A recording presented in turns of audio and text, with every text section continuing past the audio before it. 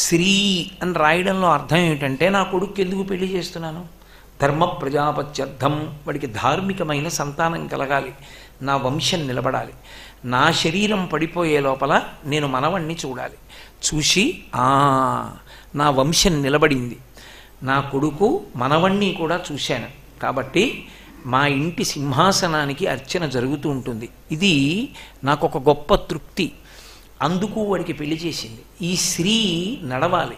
ఎలా నడవాలి? వాడికి యజ్ఞయాగాది క్రతువులు చెయ్యడానికి పక్కన భార్య ఉండాలి. అందుకని ఆమె ఆరోగ్యంతో ధార్మికమైన సంతానాన్ని ఇస్తూ ఒండొరల మధ్య ఆకర్షణ అలాగే నిలబడి వారు సతతము కూడా మంగళములను అనుభవిస్తూ చక్కగా సంతోషంగా సంపాదించుకుంటూ ధార్మికమైన సంపాదనని మళ్ళీ యజ్ఞయాగాది క్రతువుల కొరకు విచ్చిస్తూ వాళ్ళు వృద్ధిలోకి రావడం అనేటటువంటి మాట ఎంత దూరం వరకు విస్తరించాలో అంతవరకు ప్రతిబంధకములు లేకుండా విస్తరించాలని నేను చేసేటటువంటి సంకల్పాన్నంతటినీ శ్రీకారము చేత ప్రతిపాదన చేస్తారు.